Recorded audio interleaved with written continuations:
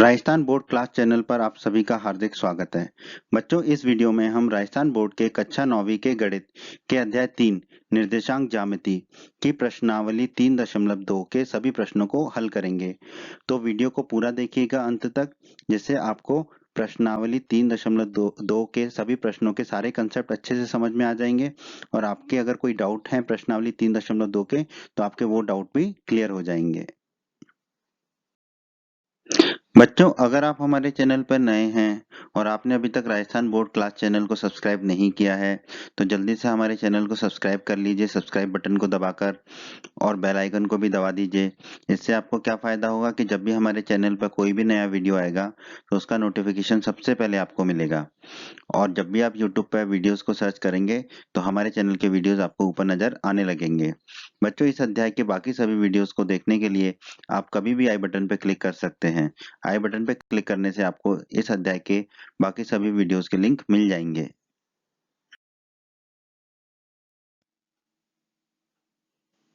प्रश्न 1, निम्नलिखित प्रश्नों में से प्रत्येक प्रश्न का उत्तर दीजिए। हमें 3 भागों में ये प्रश्न पूछा गया है। तो पहले भाग में हमसे पूछा गया है, कार्तीय तल में किसी बिंदु की स्थिति को निर्धारित करने वाली क्षैतिज और ऊर्ध्वाधर रेखाओं के क्या नाम है। तो हमें क्षैतिज रेखा का नाम बताना है और ऊर्ध्वाधर रेखा का नाम बताना है कार्तीय तल में किसी भी बिंदु की स्थिति को निर्धारित करने के लिए। ठीक है दोस्तों, तो हम इसको अभी हल करते हैं।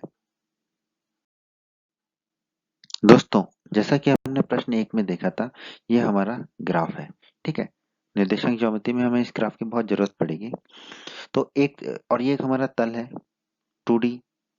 ठीक है, 2 डायमेंशनल ये एक हमारा तल है। ठीक है ना, ये हमारा तल है पूरा। ठीक है, तो अब एक तल में एक बिंदु के स्थान को निर्धारण करने के लिए हमें 2 रेखाओं की जरूरत पड़ती है। ठीक है, तो पहली रेखा जो होती है उसे हम कहते हैं क्षैतिज रेखा। ठीक है, ये हमारी है क्षैतिज रेखा। तो इस क्षैतिज रेखा का क्या नाम है? इस क्षैतिज रेखा का नाम है एक्स अक्ष। ठीक है, याद रखिएगा, क्षैतिज रेखा को हम कहते हैं एक्स अक्ष। तो ये हमारे प्रश्न 1 के भाग 1 के पहले भाग का उत्तर है। ठीक है, दूसरी रेखा कौन सी है? ऊर्ध्वाधर रेखा। ये जो रेखा है उसे कहते हैं हम ऊर्ध्वाधर रेखा। ठीक है, इसको हम दर्शाते हैं वाई वाई डैश से। ठीक है, पहली रेखा को हम दर्शाते हैं एक्स एक्स डैश से। ठीक है, तो ऊर्ध्वाधर रेखा को हम क्या कहते हैं? वाई अक्ष। ऊर्ध्वाधर रेखा को कहते हैं हम वाई अक्ष। ठीक है, तो हमारा उत्तर क्या है?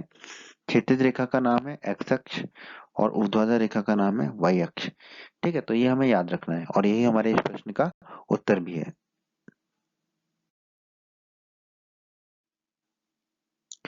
दोस्तों, प्रश्न 1 के भाग 2 में हमसे पूछा है, इन 2 रेखाओं से बने तल में प्रत्येक भाग का नाम बताइए। प्रत्येक भाग का क्या नाम होगा ये हमें बताना है। ठीक है, तो हमने देखा था ये दोनों रेखाएं तल को कितने भागों में विभाजित कर रही थी? भाग 1, भाग 2, भाग 3 और भाग 4। ठीक है, 4 भागों में विभाजित किया था। ठीक है, 4 भागों में विभाजित किया था, इसका मतलब क्या है कि 1/4, हर भाग क्या हो गया हमारा? 1/4।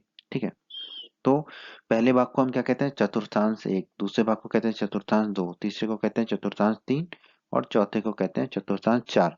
ये हमने परिचय में पढ़ा था, अध्याय 3 के परिचय में हम ये पढ़ चुके हैं। ठीक है, तो चतुर्थांश, चतुर्थांश का मतलब क्या हुआ? चतुर्थांश किसका? अगर हम इसका संधि विच्छेद करेंगे तो हमें क्या मिलेगा? चतुर्थ धन अंश, मतलब कि चौथा अंश। ठीक है, इसीलिए हम इन भागों को क्या कहते हैं? चतुर्थांश, क्योंकि ये पूरे तल का क्या है? चतुर्थ अंश है, चौथा अंश है, इसलिए इसको हम कहते हैं चतुर्थांश। ठीक है, तो आपको याद रखना है चतुर्थांश 1, चतुर्थांश 2, चतुर्थांश 3 और चतुर्थांश 4। ठीक है, तो ये जो 4 भागों में विभाजित हो रहा है उनका नाम क्या है? चतुर्थांश। ठीक है, और लेकिन हर एक भाग का नाम पूछा जाएगा तो क्या कहेंगे? चतुर्थांश 1, चतुर्थांश 2, चतुर्थांश 3 और चतुर्थांश 4। ये इनके अलग अलग नाम होंगे। ठीक है, और यही हमारे इस प्रश्न का उत्तर है। दोस्तों, प्रश्न के भाग 3 में हमसे पूछा गया है, उस बिंदु का नाम बताइए जहां पर ये 2 रेखाएं प्रतिच्छेदित करती हो। प्रतिच्छेदित का मतलब होता है एक दूसरे को काटती हो। ठीक है, तो इसका उत्तर देखते हैं क्या होगा। ठीक, पहली रेखा क्षैतिज रेखा, दूसरी रेखा ऊर्ध्वाधर रेखा। क्षैतिज रेखा को हम कहते हैं एक्स अक्ष, ऊर्ध्वाधर रेखा को हम कहते हैं वाई अक्ष। तो ये दोनों एक दूसरे को जहां पर भी काटती हैं, ये बिंदु, इस बिंदु को हम क्या कहते हैं, हमने परिचय में पढ़ा था, इस बिंदु को हम कहते हैं मूल बिंदु, ओरिजिन। ठीक है, तो इस प्रश्न का उत्तर क्या होगा हमारा, मूल बिंदु, ओरिजिन। ये दोनों रेखा जहां पर भी एक दूसरे को काटती हैं उसको कहते हैं मूल बिंदु, ओरिजिन। ठीक है, और इसको हम ऐसे भी लिख सकते हैं मूल बिंदु ओरिजिन को 0,0, 0,0, ठीक है। तो इस प्रश्न का हमारा उत्तर क्या है, मूल बिंदु। ठीक है, अंग्रेजी में इसे कहते हैं ओरिजिन। ठीक है, इसलिए हमने इसको ओ से प्रदर्शित किया है। बच्चों, अगर आप हमारे चैनल पर नए हैं और आपने अभी तक राजस्थान बोर्ड क्लास चैनल को सब्सक्राइब नहीं किया है, तो जल्दी से हमारे चैनल को सब्सक्राइब कर लीजिए, सब्सक्राइब बटन को दबाकर, और बेल आइकन को भी दबा दीजिए। इससे आपको क्या फ़ायदा होगा कि जब भी हमारे चैनल पर कोई भी नया वीडियो आएगा, तो उसका नोटिफिकेशन सबसे पहले आपको मिलेगा। और जब भी आप यूट्यूब पर वीडियोस को सर्च करेंगे, तो हमारे चैनल के वीडियोस आपको ऊपर नज़र आने लगेंगे। बच्चों, इस अध्याय के बाकी सभी वीडियोस को देखने के लिए आप कभी भी आई बटन पर क्लिक कर सकते हैं। आई बटन पर क्लिक करने से आपको इस अध्याय के बाकी सभी वीडियोस के लिंक मिल जाएंगे। प्रश्न 2, आकृति 3.14 देखकर निम्नलिखित को बताइए। प्रश्न 2 में कई भाग हैं, तो पहले भाग में हमसे पूछा है कि बी के निर्देशांक क्या होंगे। ठीक है, तो पहले हम आकृति 3.14 में बी के निर्देशांक देखते हैं। तो बी कहाँ पर है, हमने पहले बी बिंदु को देखा, खोजा, बी बिंदु यहाँ पर है। ठीक है, तो सबसे पहले हम एक्स अक्षांश निकालेंगे। ठीक है, एक्स एक्स के निर्देशांक निकालेंगे। एक्स के निर्देशांक क्या होंगे, वाई अक्ष दूरी। तो बी की वाई अक्ष से कितनी दूरी है दोस्तों, बी की वाई अक्ष से दूरी है -5। ठीक है, बी की वाई अक्ष से दूरी आ गई -5, तो एक्स बराबर हम क्या लिख देंगे, -5। एक्स बराबर हमने लिख दिया ऋण के 5। उसी तरह हमें अगर वाई निर्देशांक निकालने हैं, तो वाई निर्देशांक क्या होंगे, बी बिंदु की दूरी एक्स अक्ष से, एक्स अक्ष से ये दूरी कितनी आ रही है, एक्स अक्ष से ये दूरी आ रही है 2, या दूरी कितनी है एक्स अक्ष से 2, तो वाई बराबर हमारा क्या हो जाएगा 2। ठीक है, तो हम बी के निर्देशांक को कैसे लिख देंगे, बी के निर्देशांक को हम लिख देंगे -5,2। ठीक है, क्योंकि एक्स अक्ष के निर्देशांक आ रहे हैं -5 और वाई के निर्देशांक आ रहे हैं 2, तो बी के निर्देशांक क्या हो जाएंगे, -5,2। यही हमारा उत्तर है। दोस्तों, भाग 2 में हमने पूछा है सी के निर्देशांक बताइए। तो सबसे पहले तो हमें इस आकृति में सी को खोजना पड़ेगा।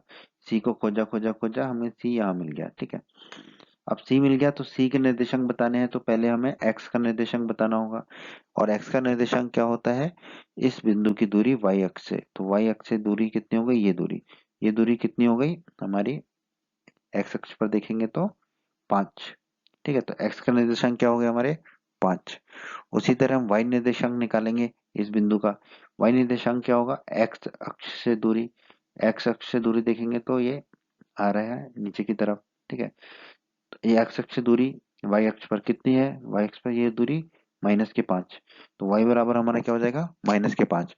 तो सी के निर्देशांक हमारे क्या हो जाएंगे, एक्स कॉमा वाई, यानी कि 5, -5। ठीक है, तो ये हमारे सी का निर्देशांक होगा 5, -5। भाग 3 में हमें निर्देशांक दिया हुआ है -3, -5, और हमें बिंदु पहचान के बताना है। ठीक है, तो हमें x बराबर क्या दिया हुआ है -3। ठीक है, और y बराबर कितना दिया हुआ है -5। ठीक है, तो पहले हम x बराबर -3 देखते हैं। x अक्ष पर हम -3 चलते हैं, -1, -2, -3। ठीक है, ये हो गया -3 एक्स अक्ष पर। y पे क्या है -5, तो y पर -1, -2, -3, -4 और -5। अब हम इन दोनों को मिलाएंगे, तो हमने ये रेखा खींची नीचे की तरफ, और ये रेखा खींची बाईं तरफ। ये दोनों रेखाएं कहाँ पर मिली, इस बिंदु पर। ये बिंदु पर क्या लिखा हुआ है ई, तो हमारा उत्तर क्या हो जाएगा, दिए गए निर्देशांक किसके हैं, ई के। दिए गए निर्देशांक किस बिंदु के हैं, ई के, तो हमारा उत्तर हो जाएगा ई।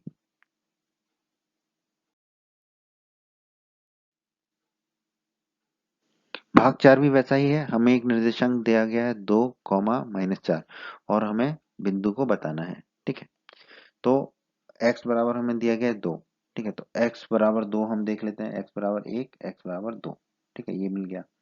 अब दूसरा y बराबर हमें कितना दिया गया है -4, y बराबर -4, तो y बराबर -4 निकाल लेते हैं, 2, -3 और -4। अब अब इनके समानांतर दो रेखाएं खींचते हैं, और इन दोनों रेखाओं को यहाँ पर भी मिलेंगी, उसे हम क्या कहेंगे, हमारा बिंदु। ठीक है, तो ये दोनों रेखाएं कहाँ पर मिल रही है हमारी, इस बिंदु पर। ये बिंदु क्या है हमारा, जी। तो हमारा उत्तर क्या होगा, दिए गए निर्देशांक बिंदु जी के हैं। किसके हैं, जी के हैं। ठीक है।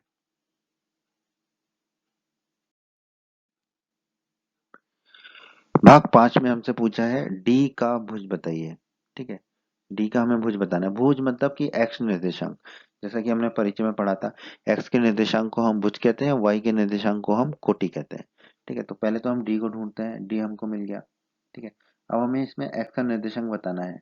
ठीक है, तो ये डी की दूरी वाई अक्ष से कितनी होगी, ये देख लेंगे। वाई अक्ष से ये दूरी एक्स अक्ष पर देखेंगे हम कितनी हो रही है, ये दूरी कितनी मिली है हमें, 6। ये दूरी मिली हमें 6। ठीक है, तो डी का भुज क्या होगा, 6। डी का भुज होगा 6। ठीक है, डी का भुज क्या आ जाएगा, एक्स बराबर 6। यह हमारे इस प्रश्न का उत्तर होगा। बिंदु एच की कोटि बताइए। बिंदु एच की हमें कोटि बताना है। ठीक है, तो जैसा कि हमने परिचय में पढ़ा था, एक्स निर्देशांक होता है भुज और वाई निर्देशांक होता है कोटि। तो हमें एच का वाई निर्देशांक बताना है। तो सबसे पहले तो हमने एच को खोज निकाला।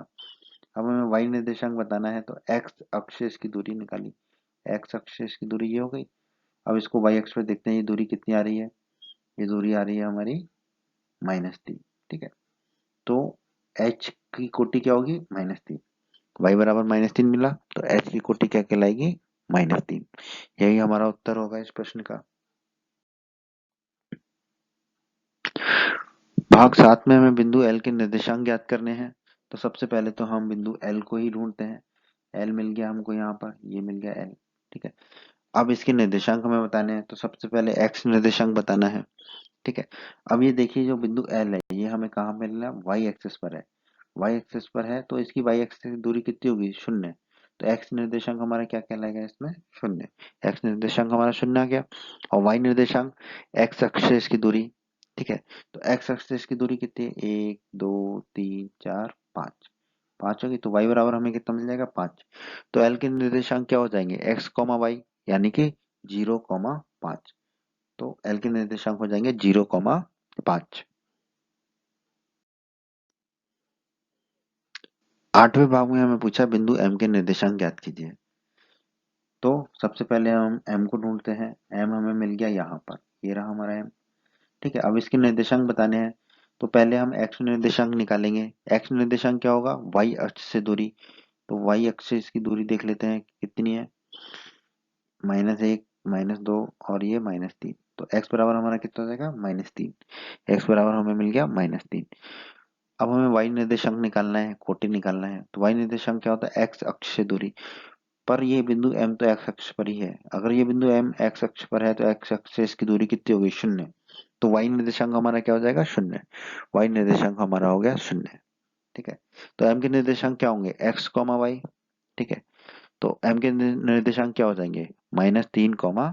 -3,0। यही हमारे इस प्रश्न का उत्तर है दोस्तों। उम्मीद करते हैं बच्चों आपको हमारा ये वीडियो पसंद आया होगा। बच्चों, अगर आप राजस्थान बोर्ड क्लास चैनल पर नए हैं और आपने अभी तक हमारे यूट्यूब चैनल को सब्सक्राइब नहीं किया है, तो सब्सक्राइब बटन को दबाकर जल्दी से हमारे चैनल को सब्सक्राइब कर लीजिए और बेल आइकन को भी दबा दीजिए। इससे आपको क्या फ़ायदा होगा कि जब भी हमारे चैनल पर कोई भी नया वीडियो आएगा, तो उसका नोटिफिकेशन सबसे पहले आपको मिलेगा। और जब भी आप यूट्यूब पर वीडियो सर्च करेंगे, तो हमारे चैनल के वीडियोज़ आपको ऊपर नज़र आने लगेंगे।